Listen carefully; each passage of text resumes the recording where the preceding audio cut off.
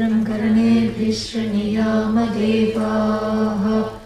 भद्रं पश्येमाक्षभिर्यजत्राः स्थिरैरङ्गैः स्तुष्टुवागुंसस्तनूभिः यशेमदेवहितं यदायुः स्वस्ति न इन्द्रो वृद्धश्रवाः स्वस्ति नः पूषा विश्ववेदाः स्वस्ति नस्तार्क्ष्यो अरिष्टनेमिः स्वस्ति नो बृहस्पतिर्दधातु। ॐ शान्ति शान्ति शान्तिः। ॐ सहना भवतु सहनौ भुनक्तु सह वीर्यं करवावहै तेजस्विनावधीतमस्तु मा विद्विषावहै। ॐ शान्ति शान्ति शान्तिः।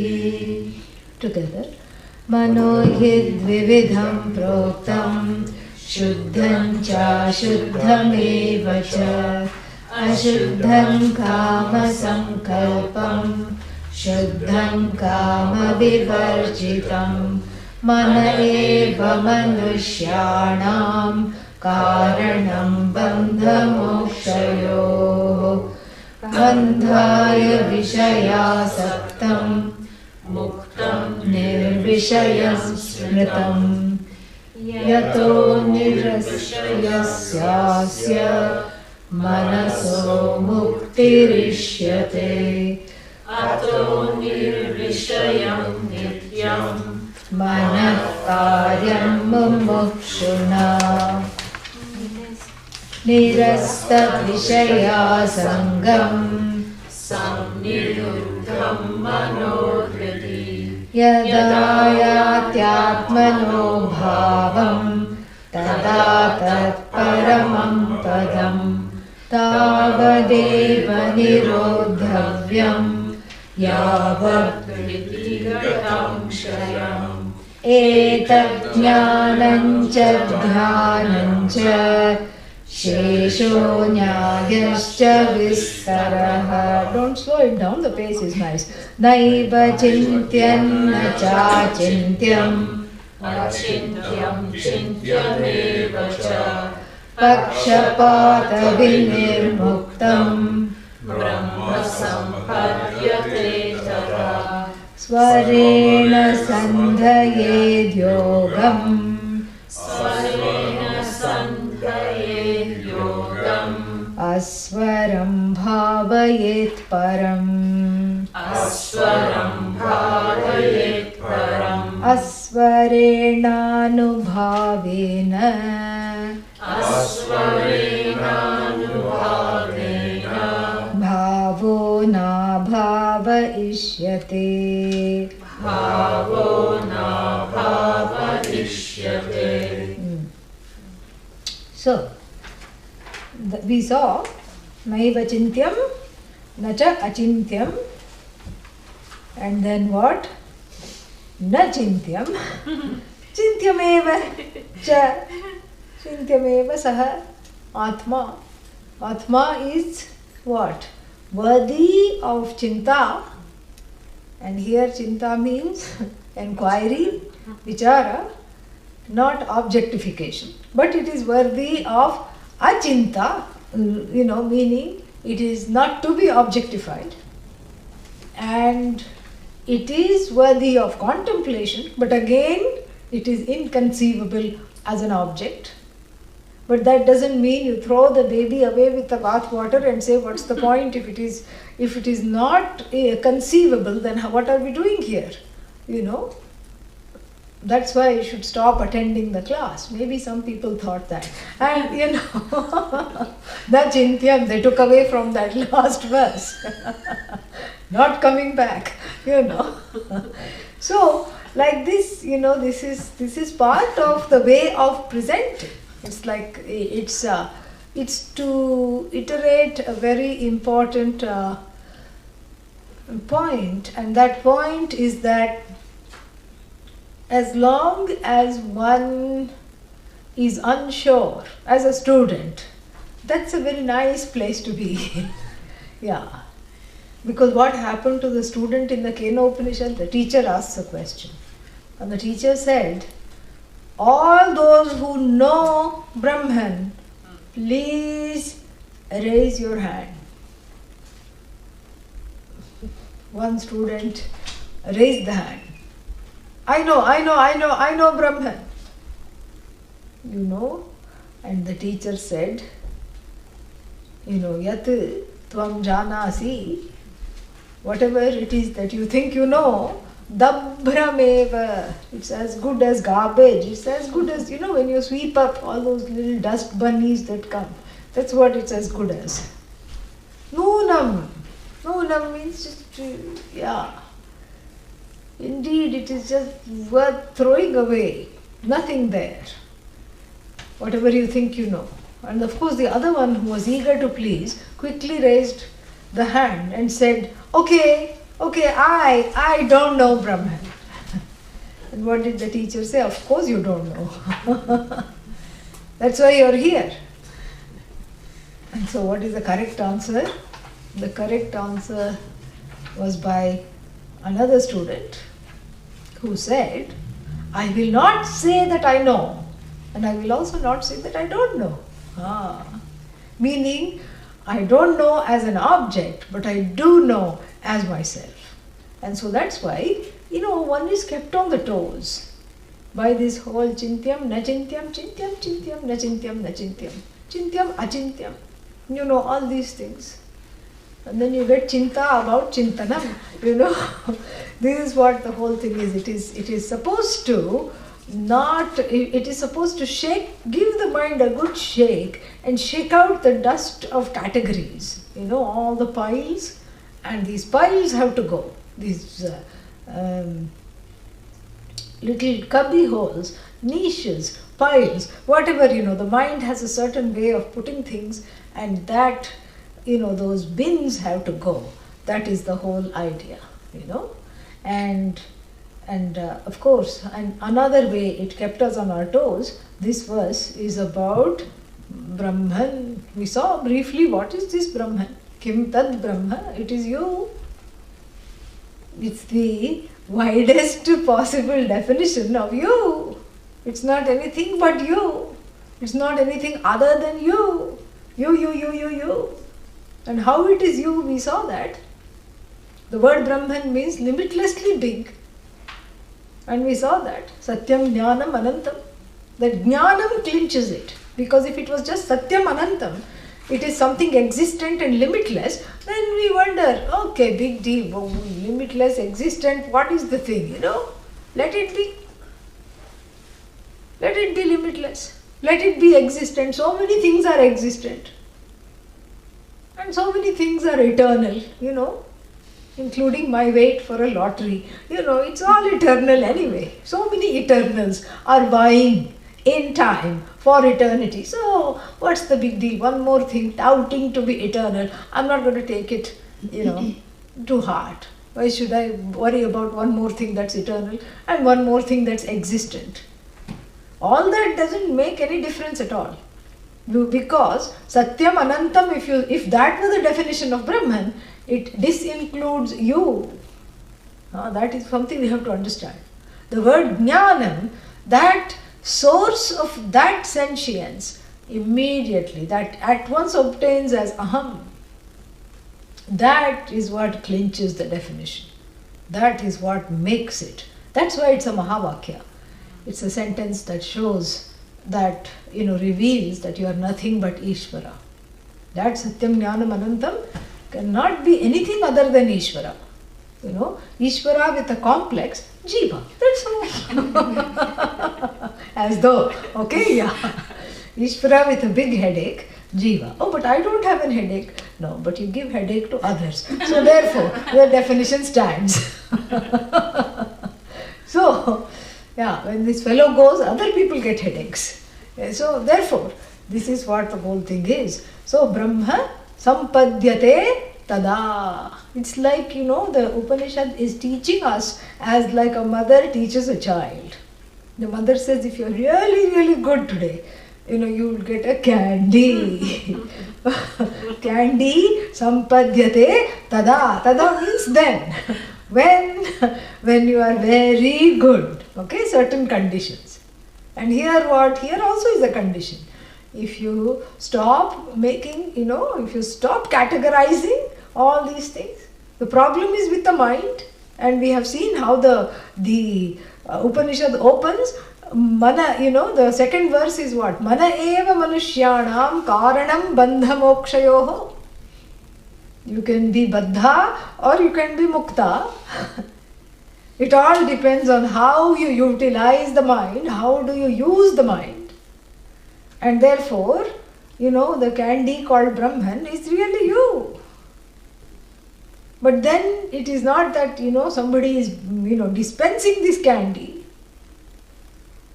It's not also something that you have to, try to get. It's out of reach.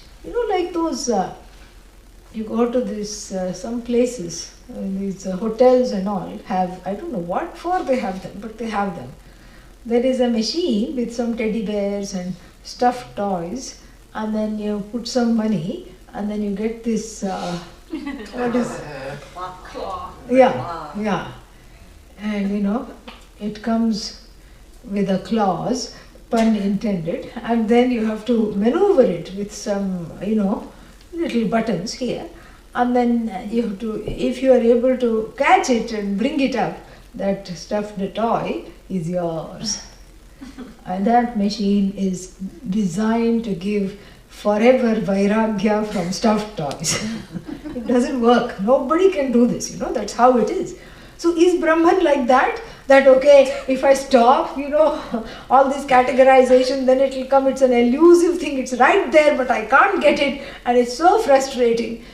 No, because it is you. It's not something to be gained as an object. That's what it's all saying. So when I stop this penchant and this proclivity for trying to objectify it, then sampadhyate doesn't mean you'll get it, meaning you already have it and you understand it. Got that? Yeah, that's how get means. You know how we say, you got it? Yeah, that's the word get here. It's not getting it. You get it like you get a joke, like that. And what is the joke? That I am ignorant. That's the biggest joke. That I am a jiva. Another joke.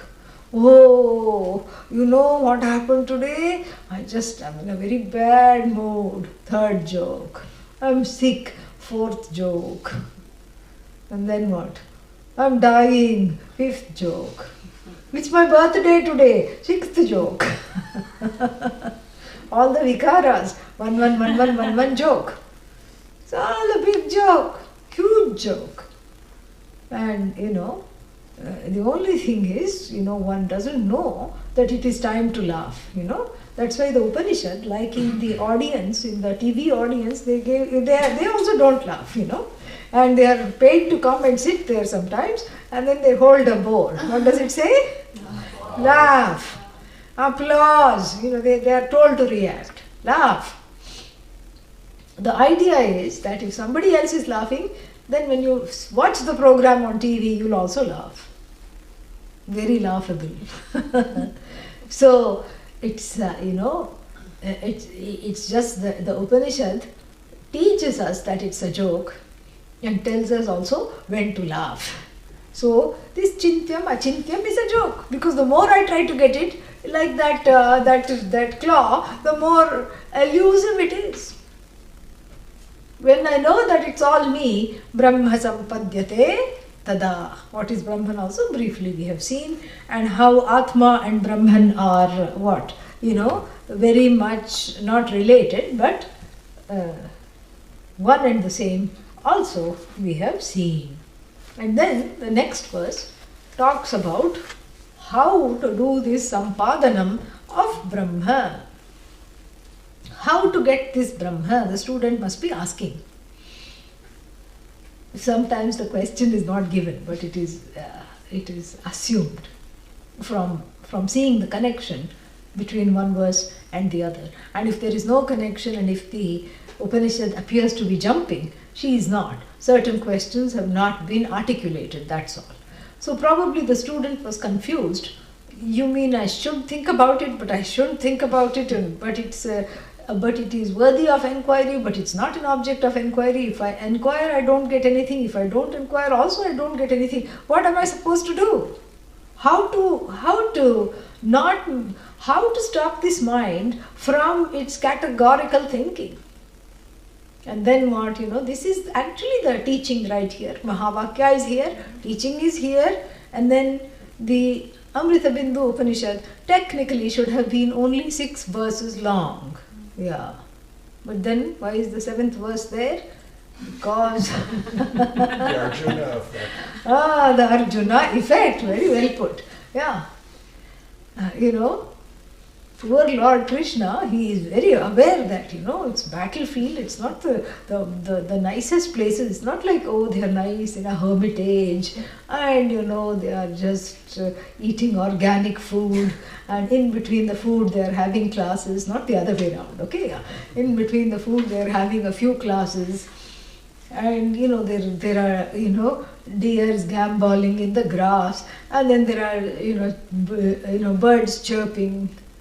And then, and the students in their spare time are wondering, are the birds giving us one more Upanishad? Is it Taittiriya part 2? Like this, this is not the kind of a, situation.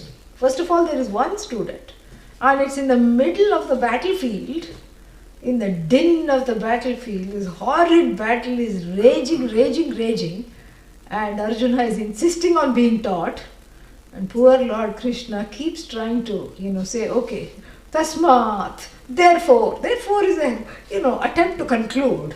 Tasmat yuddhaya yujyasva vigato jvara bhava, get rid of this fever, this jvara, this samsaric sickness, and come on, okay, this is the teaching, therefore you need to, therefore you need to get up and fight and everything.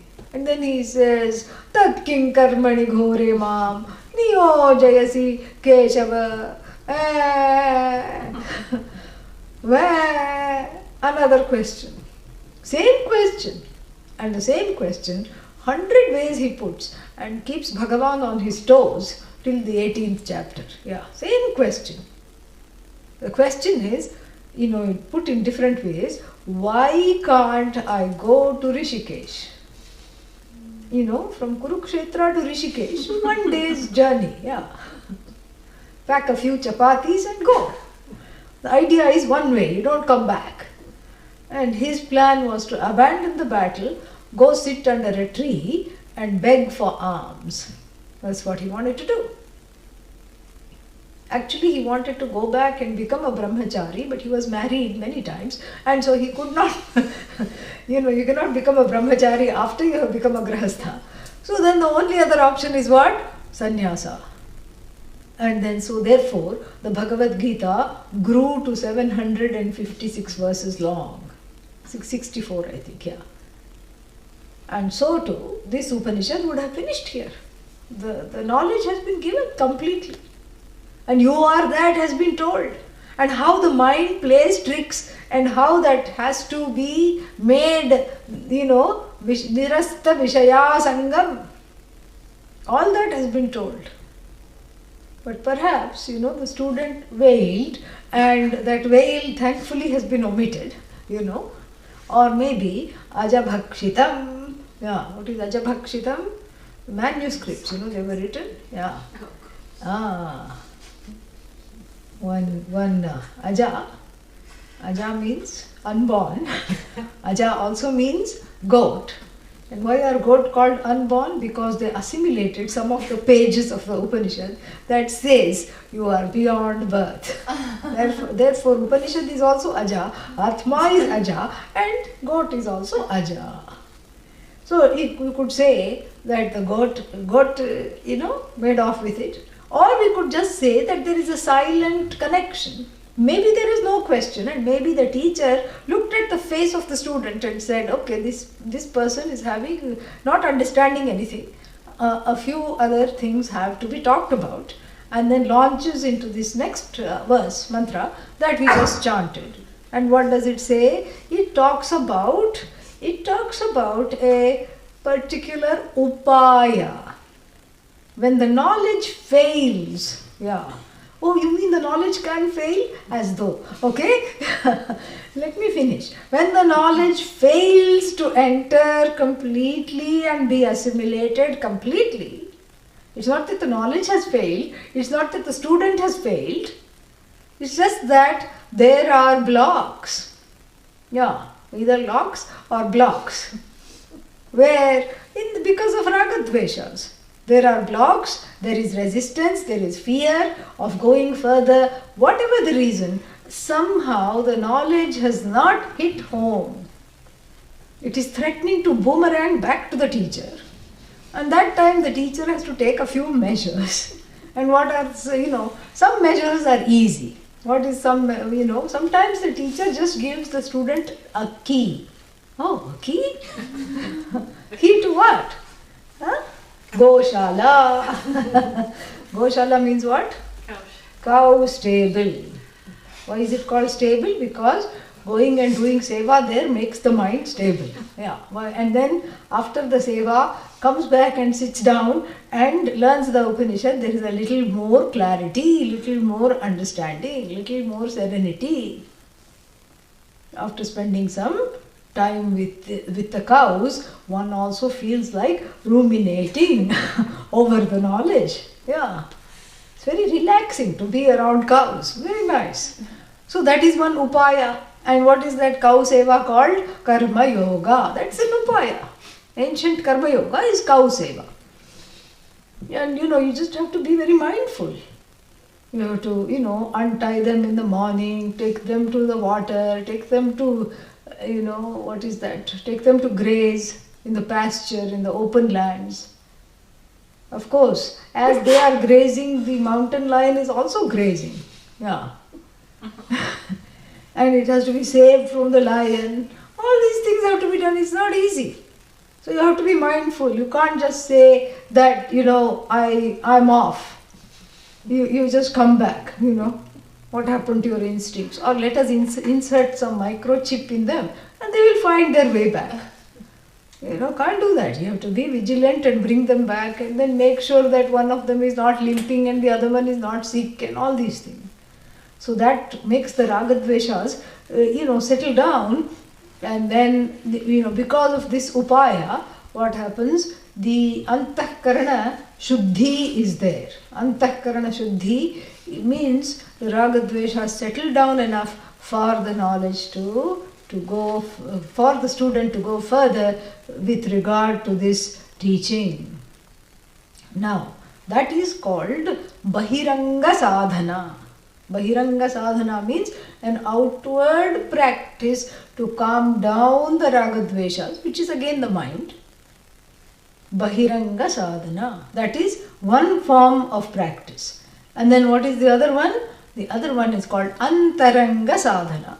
Naturally, bahiranga, outward facing, because here you are not sitting with yourself, you are sitting with cows and goats or whatever it is, or you are going and gathering firewood for the yajna, or you are doing something, going and whatever the Gurukula seva to the Guru and to the ashram where the teaching is taking place, you are doing so that the mind is, the mind is stable. Stable means what? The ragadveshas, like the cows, are tied in the stable. Yeah, then only the mind is available for the knowledge.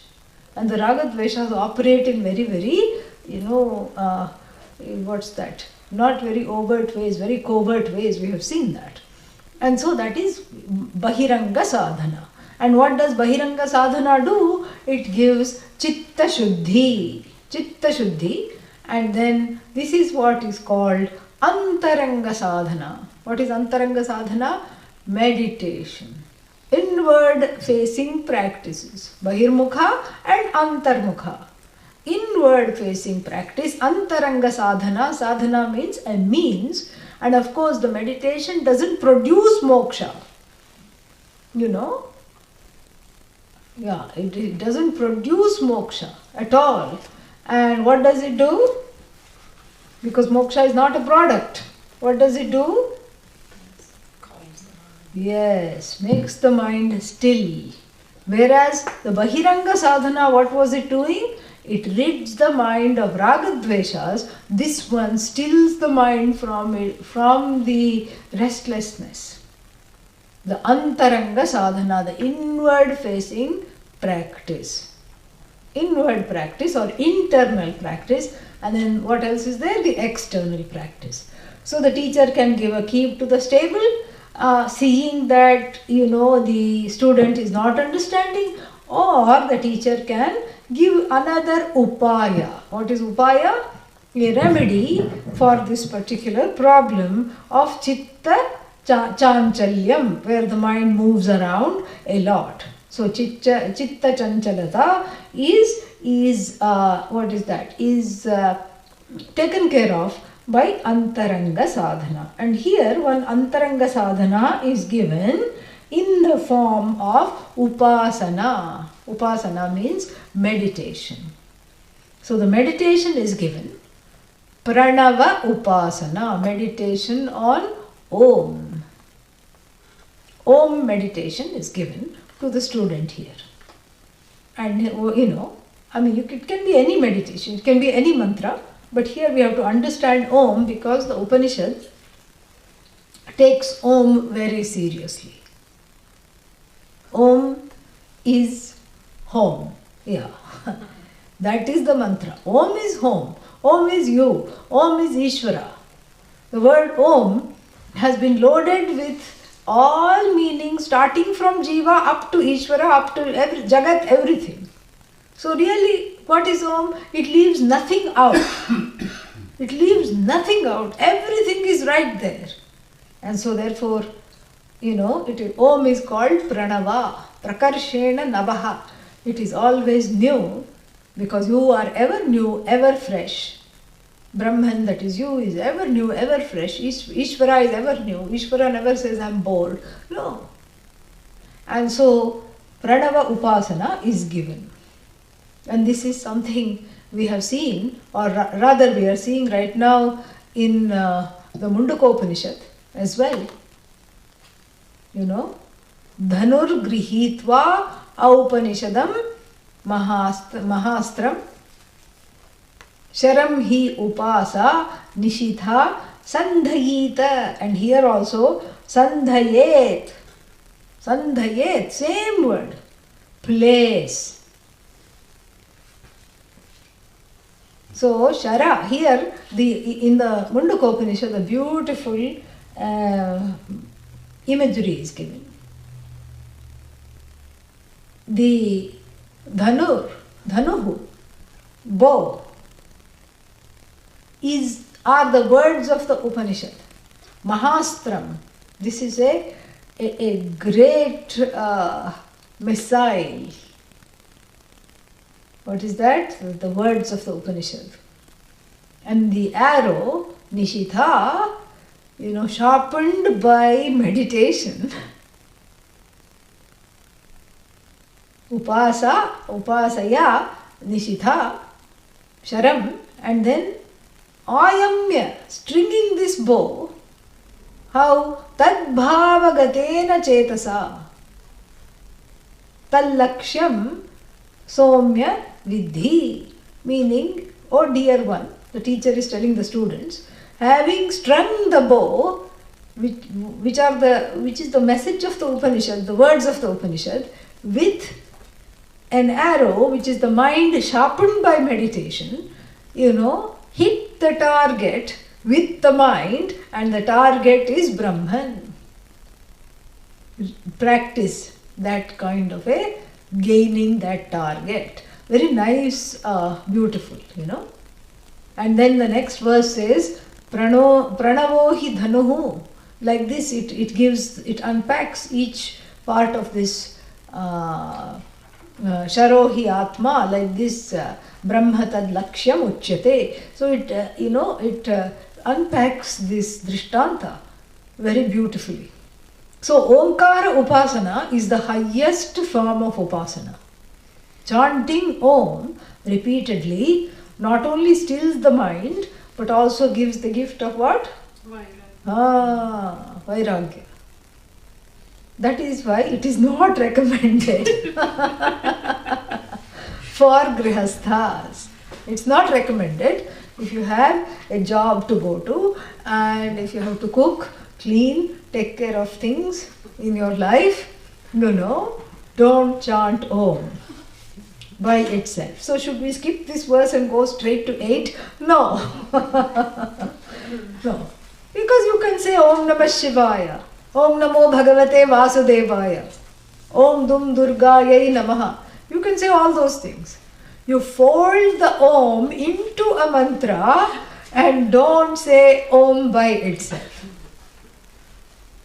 If somebody tried like this and then, a married man, and then because he heard Pujya Swamiji and then, went and even though he was, sometimes when you are told don't do it,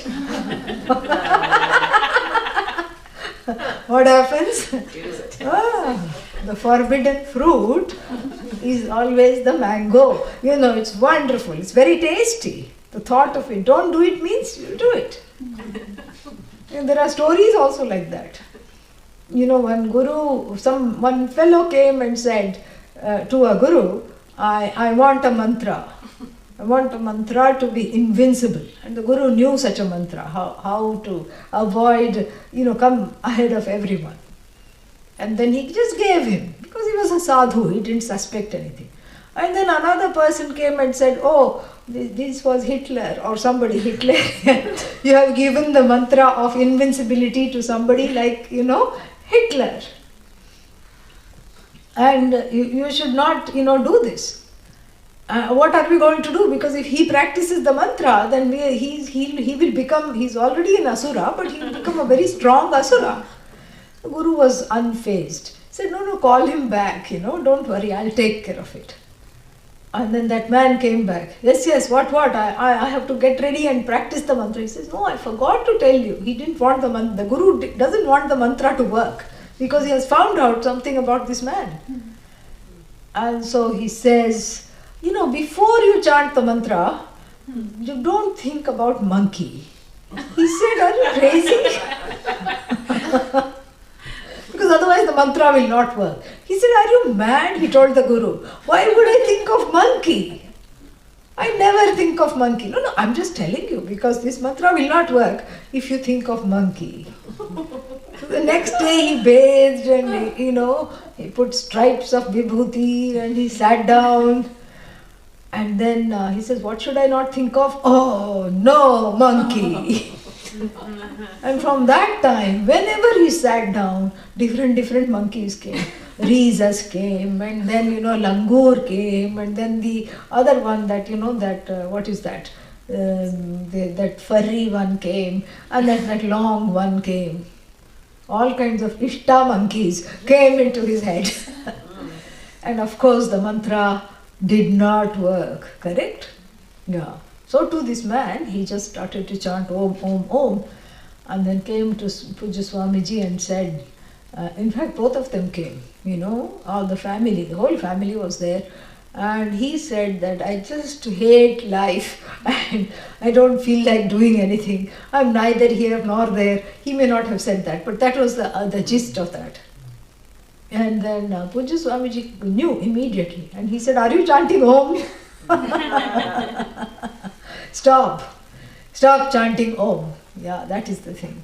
So Pranava Upasana is, and then it is for sannyasis. Sannyasis better chant Om because otherwise there is, maybe somebody will feel, after taking sannyasa will say, oh, I love samsara. I think I made a mistake. What joy of just being able to just be freely bound in samsara.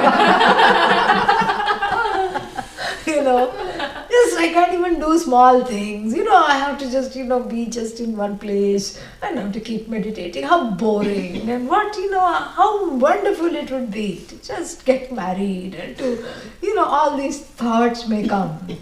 So the sannyasi better chant Om and then, and the grahastha better chant Om along with another mantra. So it gives Vairagya, safe Vairagya. Yeah.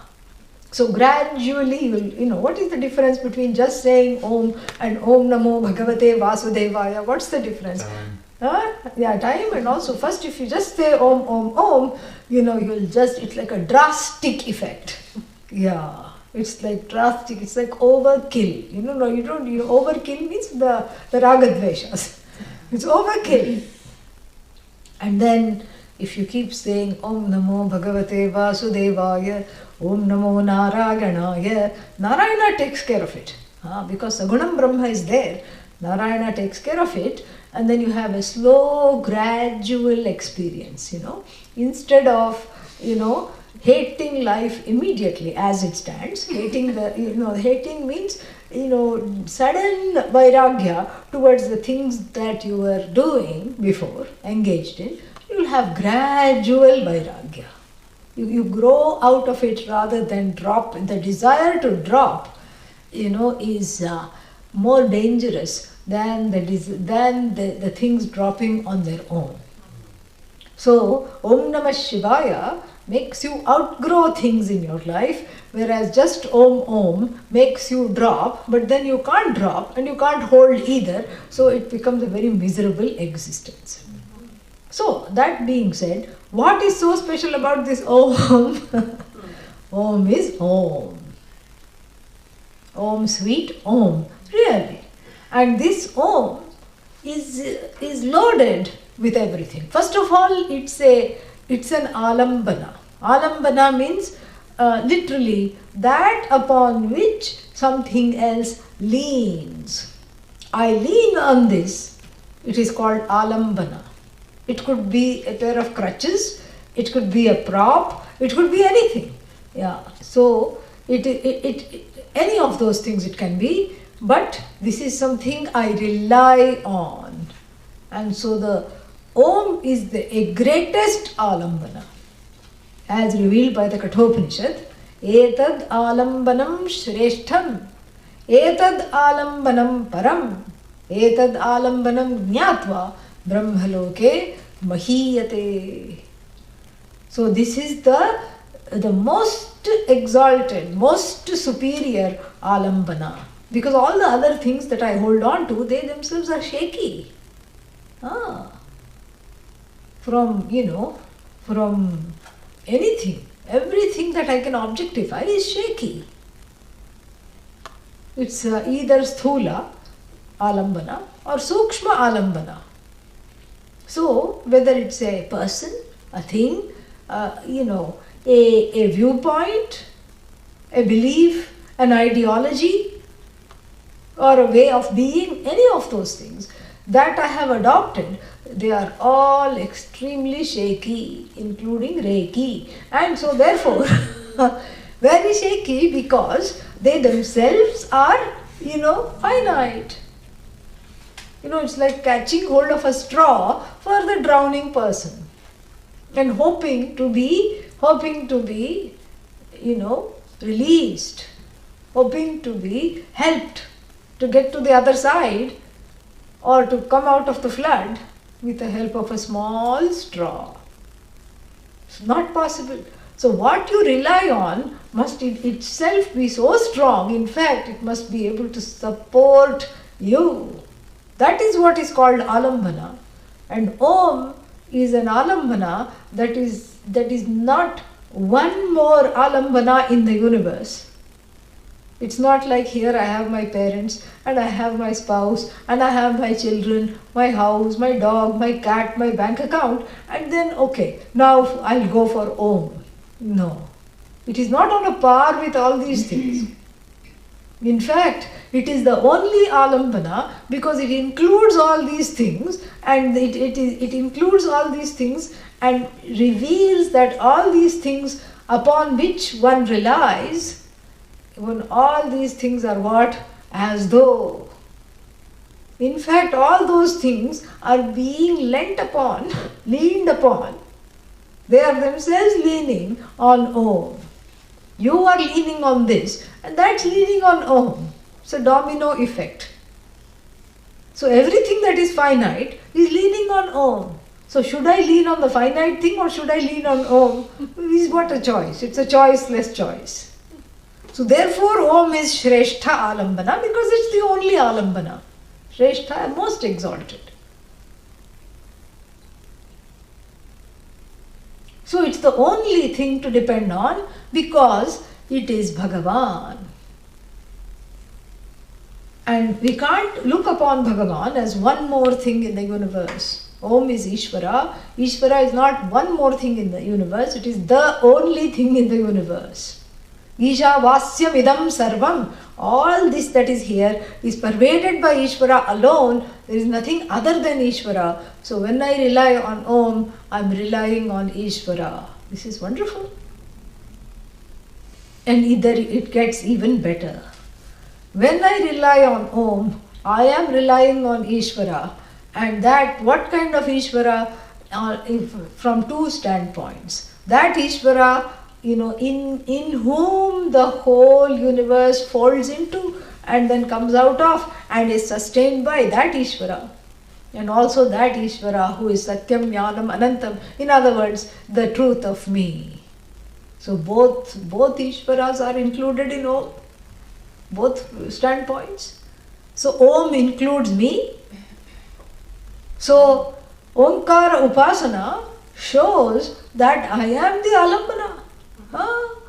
Ultimately, I am the Alambana on which I rely. It's just awesome. Wonderful. Yeah, it's fantastic. It's without a second because you're not relying on something far away and remote. Paroksha.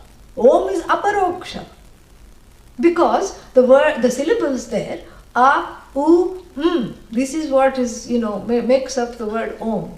A, u, But you're not supposed to say like that. A, no. Unless you have TMJ. If you have some kind of jaw problem, then people will say Aum. Nobody should say Aum. Yeah, that's wrong. You should never come in between the words which are joining to make a new syllable. A plus U, O, Om. And neither should you drag it. Oh,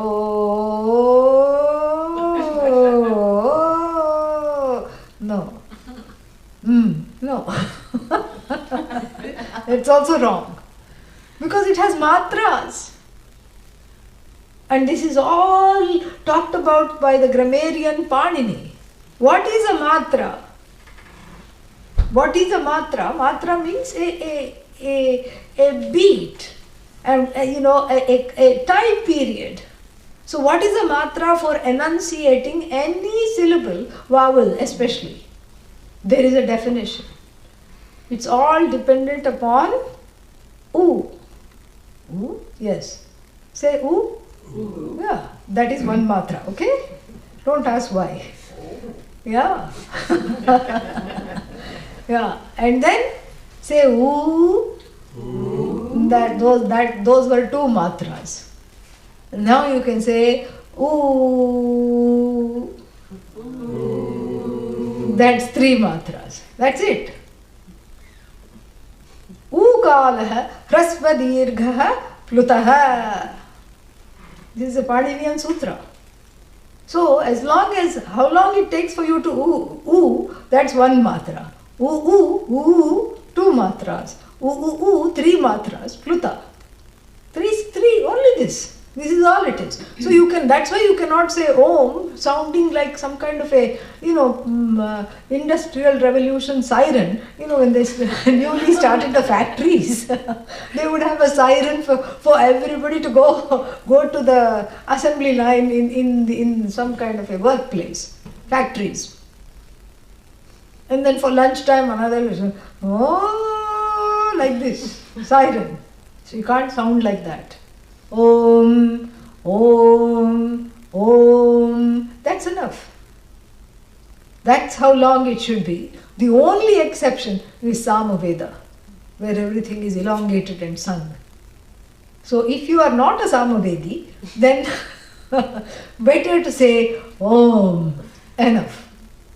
And so here, this A, U, all the components that go to make up Om, one single syllable, the components are very interesting.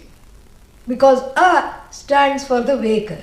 Why, don't ask, it's arbitrarily loaded. The Shastra has loaded the syllable A with Vishwa, the individual miserable Monday morning waker.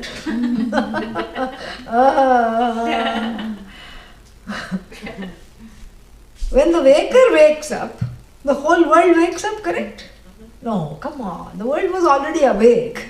Because weren't the birds chirping before this miserable fellow woke up? That's a Zen cone now. Are the birds chirping unless you hear them? Now we are into the Zen territory. Yeah. So therefore, we come back we retreat from the Zen. Yeah, and then we say that we look at the fact that the waker drags itself out of bed, itself just, what should I say, diminutively and dearly used. Yeah, this fellow drags himself, herself, itself out of bed, and along with the waker is dragged into the awareness, the waking world. Yeah, the waking world, because the waker wakes up and says, stupid alarm clock. The first cognition. Yeah, you had to ring now. Stupid alarm clock. First objectification, correct? Upon waking. So then alarm clock comes to life. I mean, if we could make it like a play, like everything is pitch dark, and the waker sighs and says, oh no. And that waker itself is the source of light, and that source of light goes and envelops the alarm clock before mercilessly pushing it to the ground. Kills the alarm clock.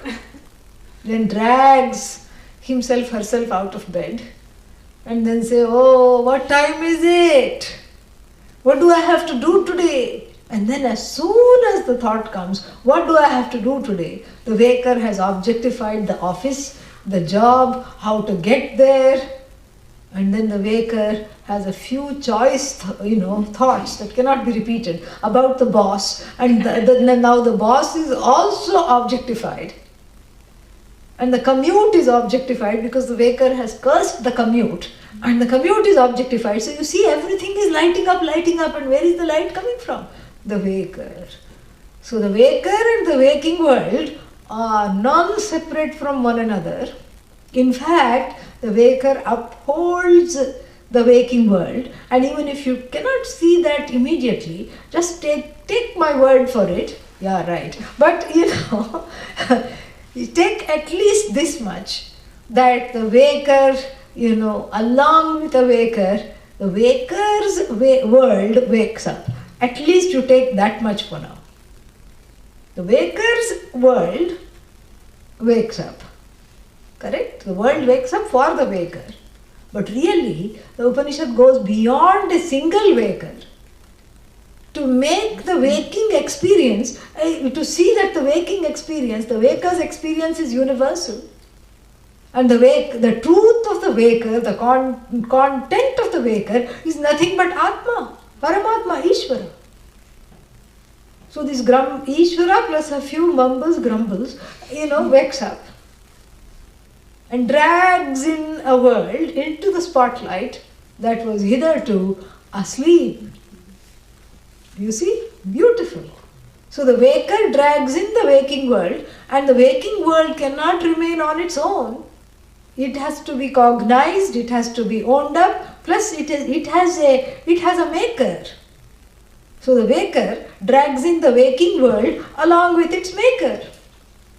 Unlike where did this go? Unlike the pot, which pot? Aristopot.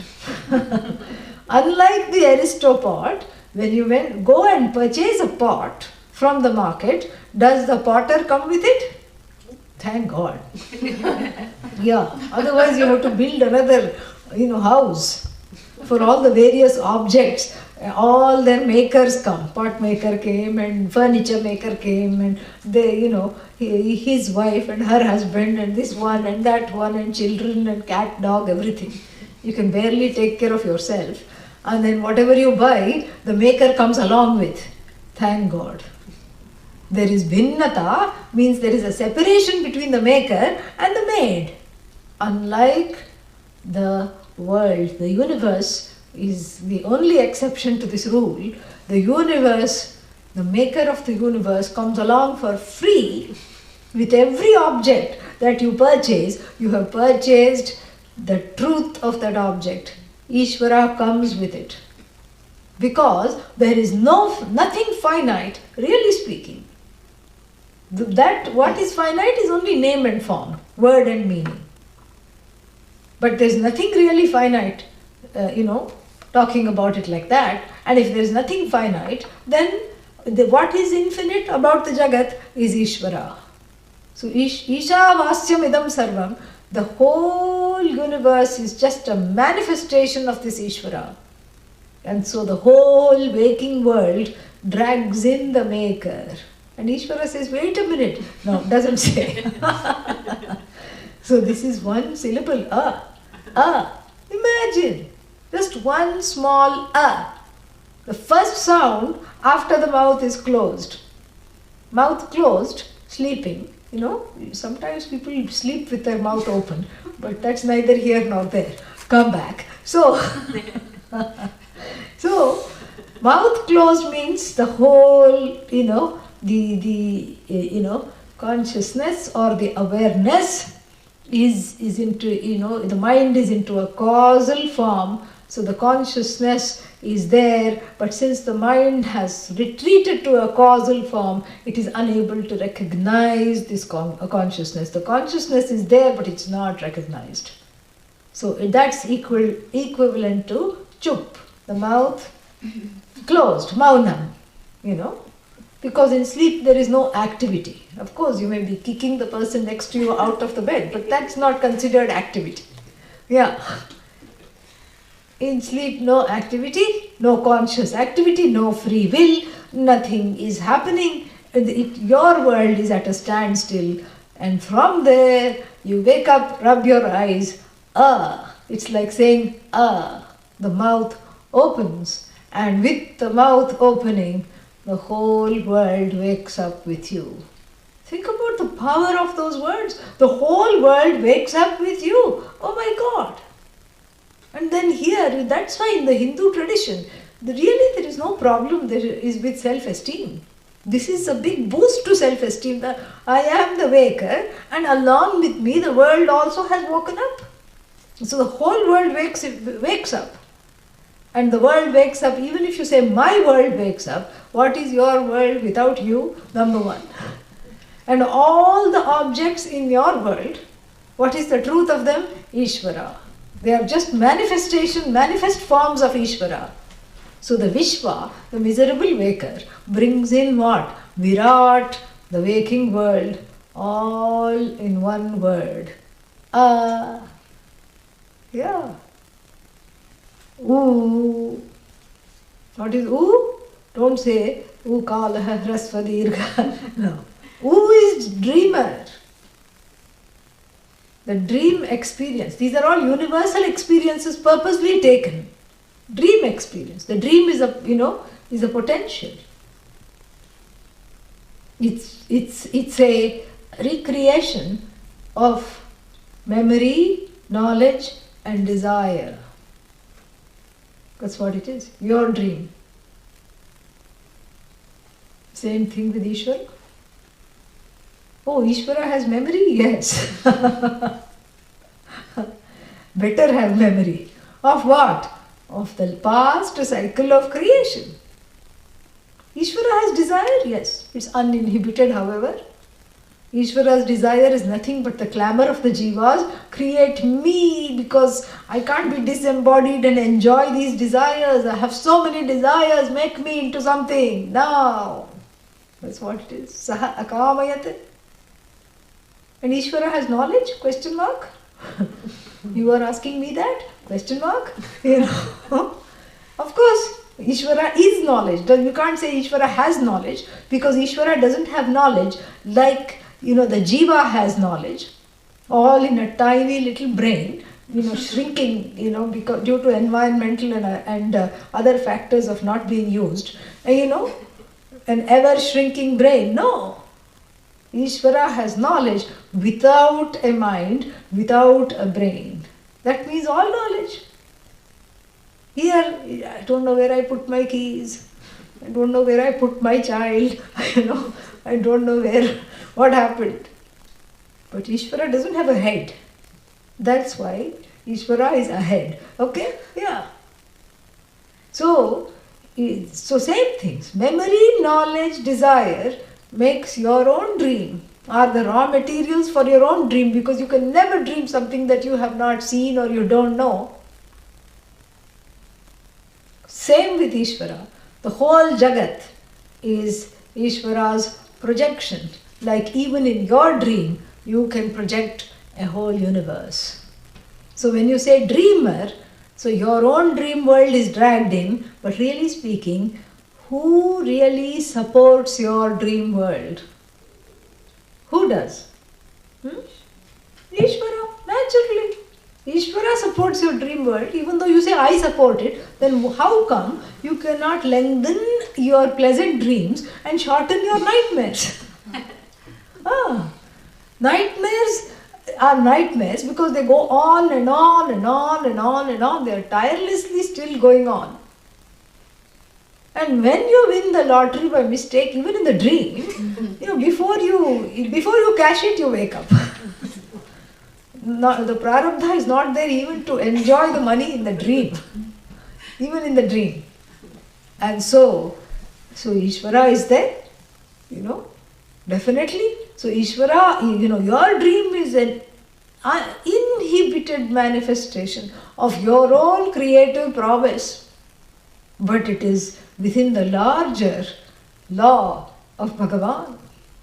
So your dream and your dream world, that is populated by your memory, your desire and your knowledge, lives in Ishvara's manifesting potential called Hiranyagarbha.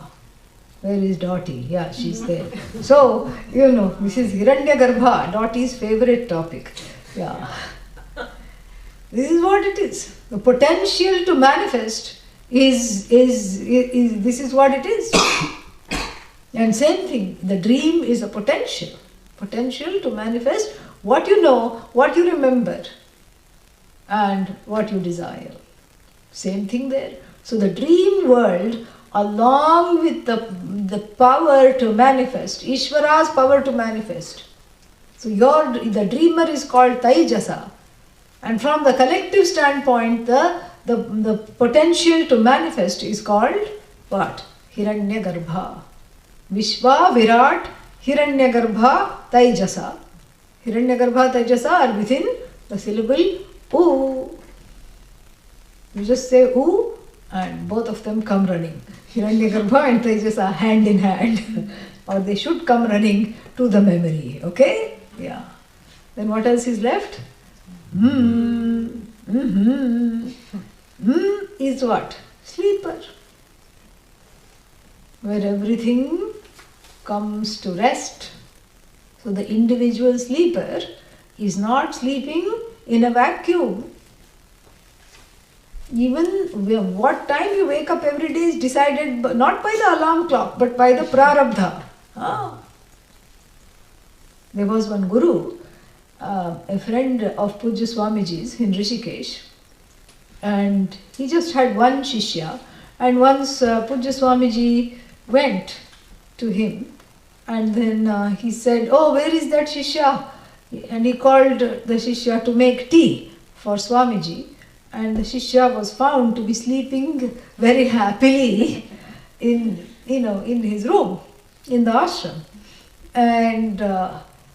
And then, and that other shishya, another person, whoever was visiting, he had only one shishya, but whoever was there in the ashram or whoever was visiting, came and said, "Your student is snoring in his room.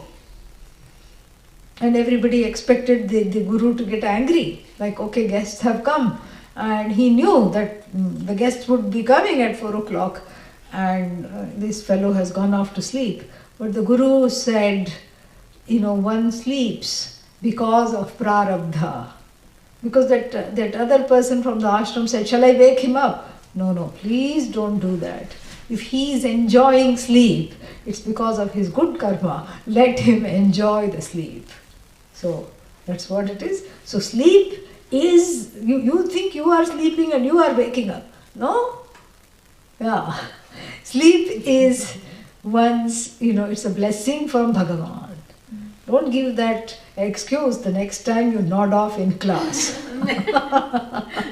It's a blessing from Bhagavan, and so wake me up later. Yeah, that's why I don't wake up anybody. Yeah. You will never see me, wake up people.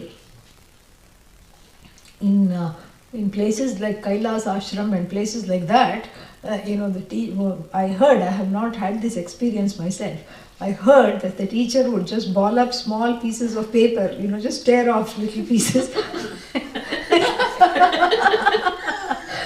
And apparently the previous acharya, not the one who is the head now, had a impeccable aim and it just hit the nodding student. And then he would pretend nothing had happened and continue with a thing. And then again somebody else sleeping, while teaching, he would not interrupt the class. Just keep going like that. And see, I don't do that. Yeah, I don't do that because I recognize this. Pujya Swamiji told this story and I recognize this. Yes, it's your own prarabdha that you sleep. Anybody sleeping, it's their own prarabdha. And if they sleep in class and miss the knowledge, better luck next time. That's all we can say. Or please have some coffee. That's all. That's all we can say. All this is to illustrate what? Sleeping. That sleeping experience is not happening in a vacuum either. How long you sleep, when you wake up, when you go to sleep, is all just there is the hand of Ishvara there. And it is comparable. It's comparable to Laya. Like the dream is comparable to the potential to create.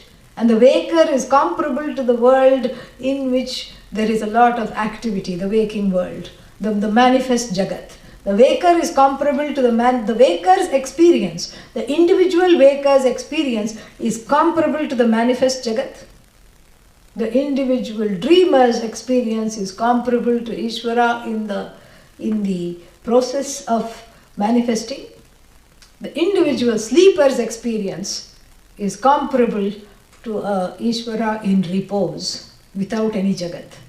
No activity, no duality, nothing. So this is what is Om. And then how to meditate upon this Om, and what to do and what not to do, we will see on Saturday. Or when is it? Friday. Yes, Friday we have a class. Correct. So we'll see that on Friday. Om Purnamada Purnamidam Purnat Purnamadachyate Purnasya Purnamadaya Purnamevavashishyate. Om Shanti Shanti Shanti. Harihi Om Shri Gurubhyo Namaha. Harihi Om.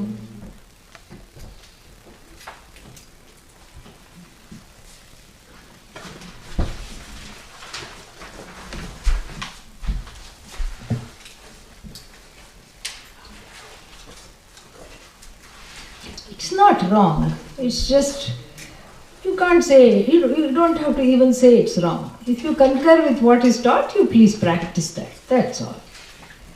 How seriously should we take our dreams? It's okay. You take it as a prarabdha that's gone. Yeah. How do we keep categorizing? Oh, I think she means to say, how do we stop the categorizing of this mind? Keep saying Om Namah Shivaya. Okay? Yeah.